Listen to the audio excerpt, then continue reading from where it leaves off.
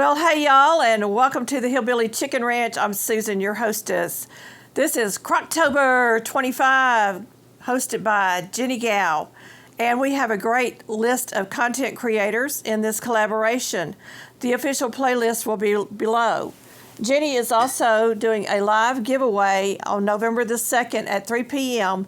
Mountain Standard Time, so make sure that you mark your calendars for that. I'm going to be cooking a full meal today because today is Girls' Day Out. It's still dark outside, and I want to make sure that I have a nice meal to come home to. So what am I cooking? I'm making Garam Masala on a pork loin, along with some home-canned green beans, some carrots, some home-canned pears, and for a side, we're going to have some squash relish. So y'all come along. There are many recipes for homemade garam masala. I'm going to read off the ingredients that's in mine.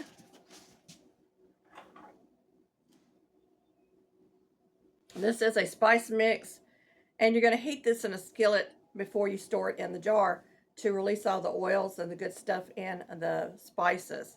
So it's a ground cumin, ground coriander, ground cardamom, black pepper, ground cinnamon, ground cloves, and ground nutmeg, fennel, chili powder, mustard seed, bay leaves, pepper, star anise, and mace.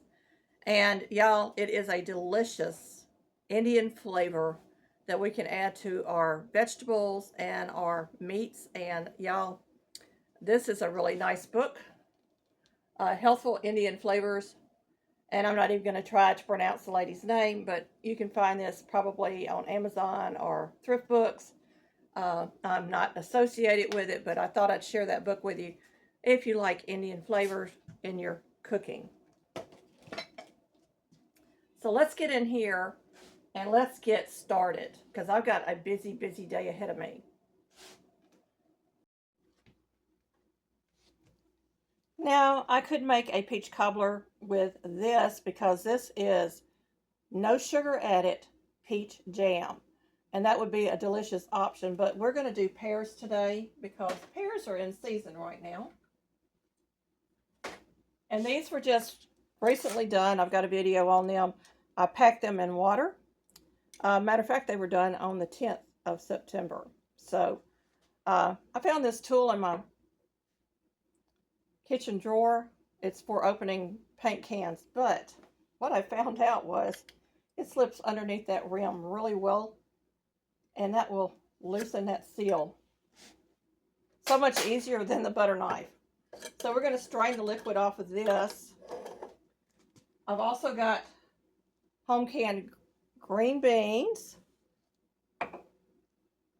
and store canned sliced carrots. That's going to be our meal tonight. Very simple, easy meal to put together.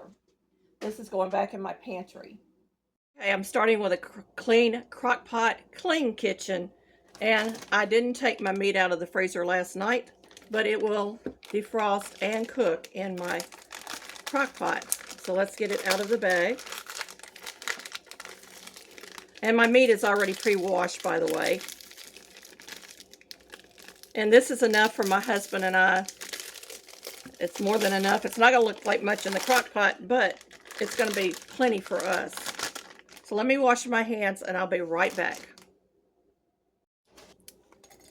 So this is a very aromatic spice blend. You don't need a lot. It can be overpowering if you use too much of it. And I'm going to use just a teaspoon, and I'm actually going to sprinkle it some on the meat and let it just fall to the sides because it's going to be delicious. I guarantee you. So 1 teaspoon is all I'm using. I am going to add just a smidge of liquid to the bottom. This is going to make its own liquid, and also make sure you got your fat cap pointing upwards. So let me get a little bit of water. Probably just enough to kind of coat the bottom of your pan because you don't want to put too much. It's going to make its own liquids. Because this is frozen, I'm going to go with low and cook this all day. And that's it. We're going to let this go. Right, I've got out my Farberware crock pot that's got 3 miniature crock pots in it. And I'm just going to go ahead and put my green beans in one of these. And I'll show you what I'm going to do to season these in just a moment. And this comes with a lid holder. I thought that was really neat, so I wanted to show you that. But I'm going to remove those while I'm filling it. And this comes in really handy if you are giving parties or you just want a complete meal when you get home from work. So I'm going to drain the liquid off my pears. I'm going to leave a little bit of liquid, but not much. You can see at the bottom there, it's just a little bit of liquid in there. Now they're already cooked, but they're going to be even better because I'm fixing to season these up. And then, because I didn't have any home canned carrots, I've rinsed these and I've added some water to my can, and I'm going to put those back there. Get it all out of the can. Let me grab a spoon. Homemade butter. There's nothing better, folks, than homemade butter. So I'm going to put about a teaspoon in each of the vegetables. And you can use bacon fat or broth if you want to cook your vegetables in broth. But in my pears, I want to put more. So this is probably close to a 1/4 cup of butter. And that's just going to really make that rich flavor that we love. I'm using my fingers, folks. I'm a natural cook. Want all that butter in my pan. So the first thing I'm going to do is I'm going to season my green beans. Let me grab my seasoning. All right, we're doing the green beans over here, so I'm just going to kind of turn this a little bit. There we go. And I've got some dried minced onion. I'm just going to put a teaspoon of that in my pot. You can go 1/2 teaspoon, full teaspoon. I'm being lazy today. This is a lazy day meal.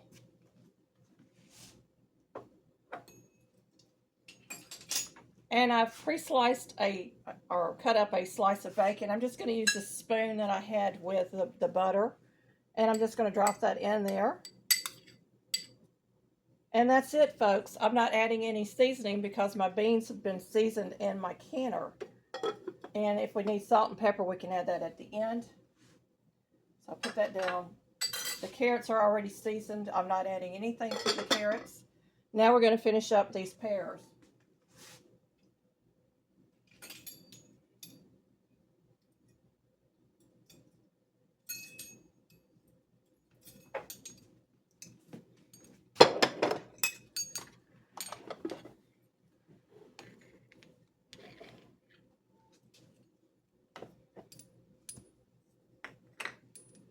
So the pears, I'm just adding some cinnamon with the butter. About a 1/2 teaspoon. You don't really need a whole lot. You can also add a little vanilla extract. I might do that. And that'll be it. That's all I'm adding to that. Let me grab the vanilla. Lavensadora vanilla extract.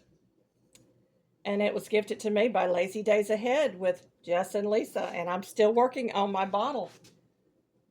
So I'm going to go ahead and I'm going to add in a 1/2 teaspoon of the vanilla extract. I really don't need a lot. It's just to boost the flavor a little bit. We're going to cover these. We're going to get it plugged in and then we're going to turn it on. So let me grab my plug.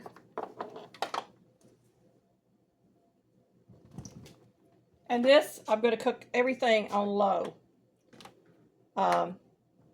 Because it's going all day, I don't want to overcook it. But I thought low would be really good for this. So that's it, folks. It's going into the crock pots. They're started. And we'll be back this evening when everything is ready for supper.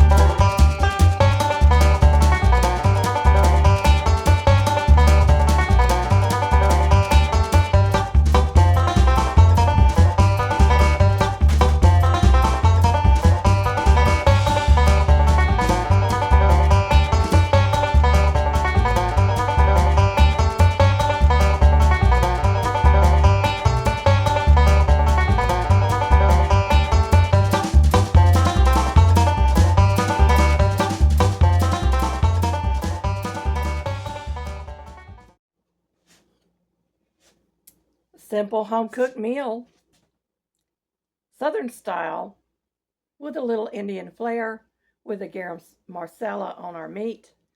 It's so tender it falls apart. Home canned green beans, fresh from our garden. Some squash relish and carrots. Thank you, my friends, for coming along for the October Crocktober 25, hosted by Jeni Gal. And I hope that you'll stick around until the end of the month because she's doing a giveaway. And all that information, again, will be in the playlist below this video. Here's some content I think you might like. Thank you for visiting our homestead. Don't forget to like, subscribe, comment, hype, and share to help our small channel grow. See you next time for more simple living, frugal tips, and farmyard fun.